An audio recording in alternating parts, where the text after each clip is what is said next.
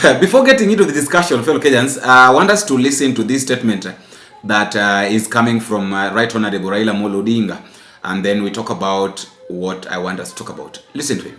Wape wape hiyo pombe yao, wakileo akitapika ni shauri yao.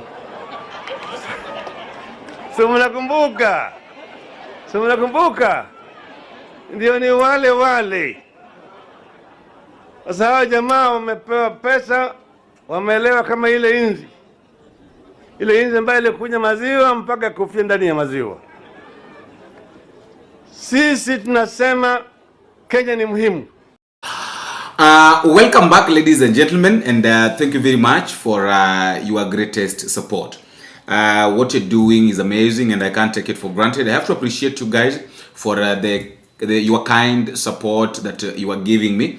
Thank you very much. May God bless you. This channel cannot grow without your consistency and your unending support. Now, in this video, I'd like to talk about two things. Number one, James Bob Orengo has been seen today after something like 2 months disappearance, without nobody knowing where he was. But I think, according to my understanding, is that maybe there's something was going on. He was sick. You can say that he was sick, but now the family didn't say anything, and now it forced the public to go with the assumptions that he was poisoned, blah blah blah. A lot of things. He resigns.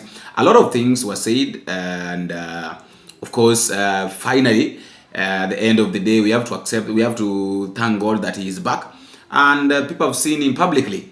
Though from the look of things, his condition is not that much okay. But we leave that for another day.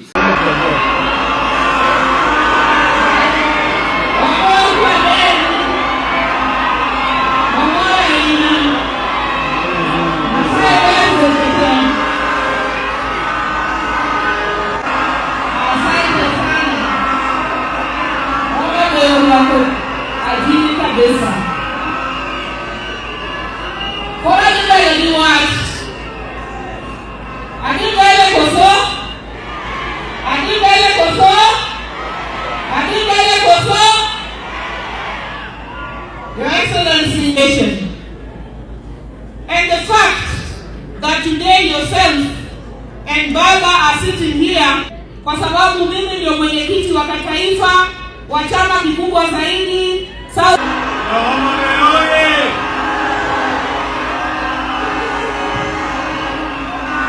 Homabay oye! Ponga minyo uno Homabay oye! Your Excellency, completely. Ne, Orengo Nyatienga Ngema, Orengo Kini.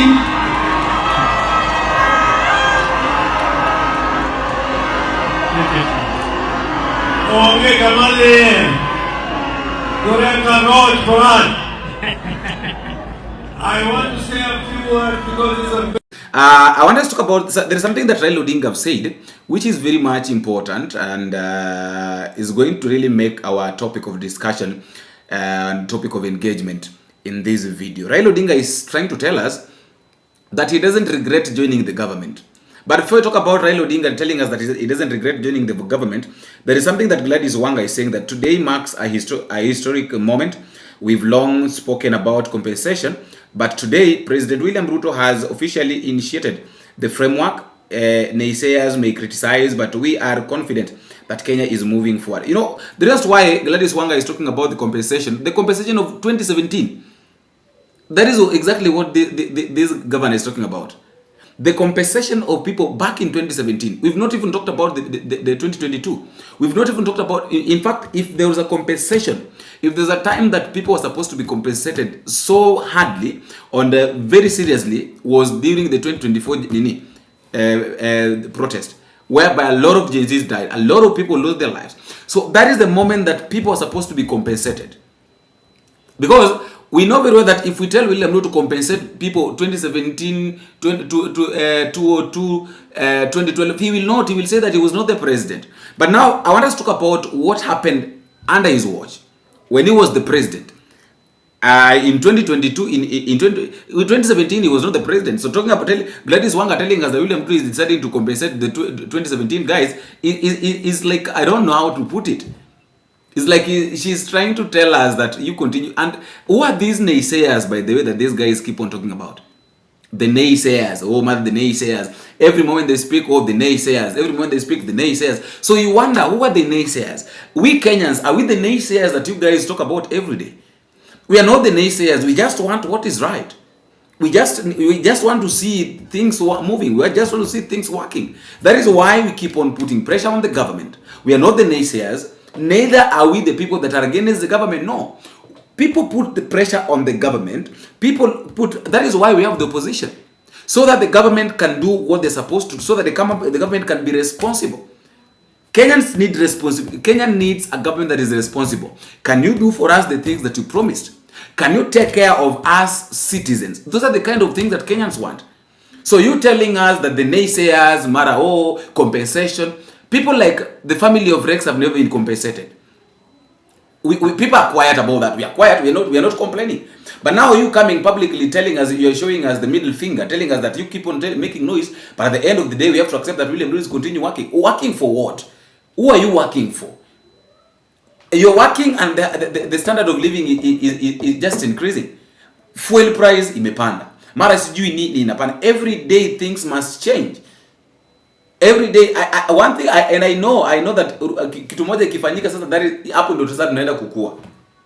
Raila, James Orengo is saying that as we speak today, there is no major place named after Jaramogi Oginga Odinga, and that's something we need to change as a nation. In as much as boss ulikuwa umepotea, lakini hivi unakuja, hatukatai ni sawa, lakini jinsi ambavyo unakuja babu, itabidi tulizungumzie kidogo. So I have a question just on that. James Orengo is talking about naming a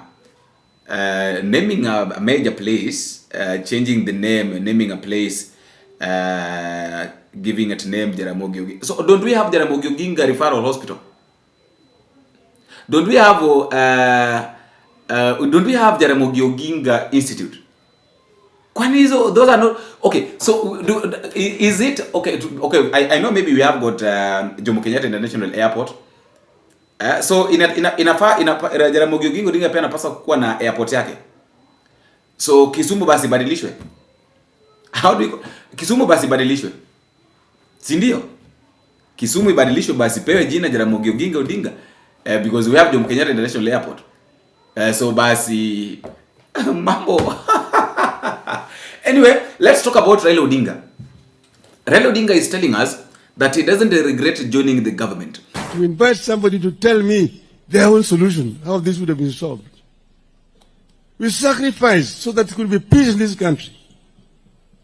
And that's the reason why we are here today. I do not regret what we did. We are here as Kenyans today. We know where we were coming from. We were in a very serious situation sometime last year. Everybody knows where we were. There was a possibility of Kenya degenerating into a failed state like Somalia, like Sudan today. People who do not understand history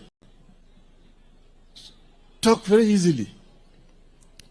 But ask them, tell them, what happened in Libya? What happened in Egypt after the Arab Spring? What happened? Where was it a risk where a crowd not able to move in and take the government and form a government? Where do you have a military regime in Egypt today after the Arab Spring? Even Tunisia. People do not really understand. That is why they make it very simple. And it's very easy for them to write articles in newspapers. I read them, I just laugh. They tried to trivialize what was a very serious situation. So what we have today is basically something that we were forced into because of the circumstances that were existing at that time. I want to invite somebody to tell me their own solution, how this would have been solved. We sacrificed so that there could be peace in this country. And that's the reason why we are here today. I do not regret what we did. We did it in the best interest of our country. And Kenya must move forward. I want to say this, that I wonder why this government, not even the government, I wonder why these old politicians keeps on reminding us of the things that happened in the past. Of course, we accept, we know, we are not against it, because we know very well that we fought for this nation. But after fighting for this nation, why can't you now let it take its course? Why can't you just allow things to work the way they want to work right now? Things are evolving. That is why kitambo hatukukuwa na these gadgets. Kitambo hatukukuwa na gari, kitambo hatukukuwa na punda, kitambo we didn't have horses, kitambo hatukukuwa na magari. Right now we have tuko na magari. Things are evolving. Kitambo tulikuwa na the booth, zile simu za booth. Ile unaenda mahali unaingiza 5 bila ya 7, ile ya kona 7, alafu unaongea. Unaweka hivi napiga tering, alafu unaongea. Hata I never understood how hiyo pesa ilikuwa na badilisha inakuwa credit. So wewe kazi yako ni kuweka hiyo, ukishaweka hiyo unaongea. Ikikatika tena unaongeza nyingine. So tukatoka hapo tukaenda kwa zile simu za over. Ile iko na aerial mrefu hivi. So the phone is big and it has got an aerial. Tukatoka hapo tukaenda kwa, those who remember the Motorola C130. I'm just talking about the evolvement, the evolution, the way things are changing, yeah. Tukatoka hapo tukaenda kwa Nokia, the Motorola, actually the Motorola C113. For those who saw the Motorola C113, kalikuwa kasimu kadogo hivi, lakini screen yake imeenda round hivi. Hiyo Motorola C113. Tukatoka hapo tukaenda kwa Nokia. Ile yenye ilikuwa na game, ile snake game. A lot of people used to enjoy that. And I know majority of you use that phone. So tukatoka hapo tukaanza mambo ikaanza kuevolve. Up to now sasa tuko na iPhone. Tukaingia kwa Android. Tukaenda kwa Samsung, tukaenda kwa Tecno, tukaingia kwa all those phones. Right now it's like itafika point nyingine yenye kila mtu atatoka kwa Android ataingia kwa iPhone. Are you seeing? Hata iPhones right now, the chargers of iPhones zinatumika na type C. Sio ile iPhone lazima ukuwe na iPhone charger, no. Are you seeing the way things are? The same things should happen in politics. It should reach a point. Tulikuwa na Jomo Kenyatta. Baada ya kuwa na Jomo Kenyatta, tukawa na, wacha nipeane mfano na marais. Tukawa na Jomo Kenyatta, tukawa na Moi. Baada ya Moi tukawa na Kibaki. Baada ya Kibaki tukakuwa na Uhuru Kenyatta. Baada ya Uhuru Kenyatta tukawa na William Ruto. So baada ya William Ruto hatujui tunaenda kuwa na nani. Pengine itakuwa Matiang'i, pengine itakuwa Maraga, yeyote ambaye atakuwa mwaka 2027 ni sawa. But there is change. We had Raila Odinga. Alikuwa anavuma sana. Right now ukijaribu kusikia watu Raila Odinga akizungumza, hata hakuna mtu, nobody bothers to hear what Raila Odinga is saying. Nobody bothers. So are you seeing things are evolving? And that is what I was just bringing that so that these politicians would understand that things are changing. We are tired of reminding us on how we, of course we accept, we respect you very very so much.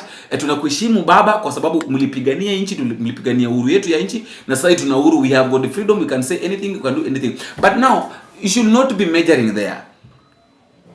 You know, right now we should be working on what is the way forward. Okay, you fought for us, we accept, but what next after fighting? After fighting, is there any change? Is there anything that we are seeing ambayo inaweza kaleta mabadiliko? So that is what we should be focusing on as a nation, as a country. A lot of countries are nchi mingi zinaendelea, lakini sisi bado tumebaki tu pale pale. We are a country made, we've turned our country into a country of history. Our politicians are politicians of history. We are historians. Hata wale wenye wakufanya history wakiwa high school bado wanaambiwa tu history. Tulipigania. And then you are telling us that you don't regret joining the government. So in short, you are also telling us that you are the naysayers. Keep on making noise, keep on shouting. I remember I've said, so mtu yeyote ambaye anamsupport Raila Odinga, mimi sina ubaya. So don't come at the comment section uanze kunipiga, but I just want to put things right this way. That it is a high time these politicians have stopped reminding us of their own how it is good. Let it be written somewhere that you guys fought for the history, and then after fighting for Kenya, then after change came, you allowed the change to take its course. Because it is only when you allow the change to take its course, that is when now we'll see the fruit of your fighting. But you now measuring mmekaa hapo ya kwamba sisi tulipigania inchi, we must have share of our it doesn't make sense. People like Achengo Neko, people like Arguing Skobek, the Mau Mau fighters, remember all of them. Those people, we had got a lot of people. Yeah, a lot of people fought for the freedom, not only in Kenya, all over the world. There are a lot of people like Mekatili Wameza. A lot of people fought for the freedom of their countries, but walikufa. And some of them, the people that are the people that are remaining, they don't measure hapo ya kwamba lazima tukue na share kwa sababu sisi ndo tulipigania inchi. No, come on guys, come on, let there be change. Tukue tuna mabadiliko. Mimi naomba tuwe tuna mabadiliko kidogo tu. Wanasiasa muelewe tu ya kwamba the generation is moving. Tulikuwa na a lot of generations, and then after that tumekuwa na millennials. Right now we have got the Gen Zs. After the Gen Zs we are going to have the G Alpha. Hizo zinabadilika. Mabadiliko yapo. Kuna mabadiliko. So accept the change. Let us just accept the change. And you know, after it will only work for us if we decide, if we accept, tukiamua kwamba let us accept this change. That is how it's going to work in Kenya.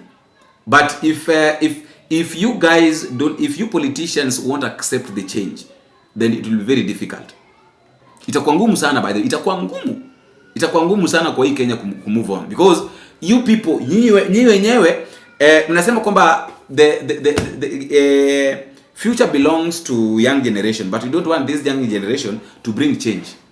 How do you expect change to come yet nyinyi wenyewe ndio mmekwama kwa place ya changes? Will it really work? It is impossible. It is impossible to work. Nyinyi mnasema kwamba we need change. The Gen Zs, the millennials, the Gen Zs, the future belongs to them. Now, if you mean what you say by the future belongs to these millennials and the Gen Zs, then give them room to make that change. If you don't give them room to make change, how will that change? How will they be future leaders? How will that future belong to them, but yet you don't want to give them that opportunity to lead? After all, guys, that's just my thought, and that is all I have for now. Let me also know what you think of the comment, but don't forget to drop me a comment, tell me what you think, where exactly you're watching this video from. Until we meet again, I have been your host, Boniface. Bingo.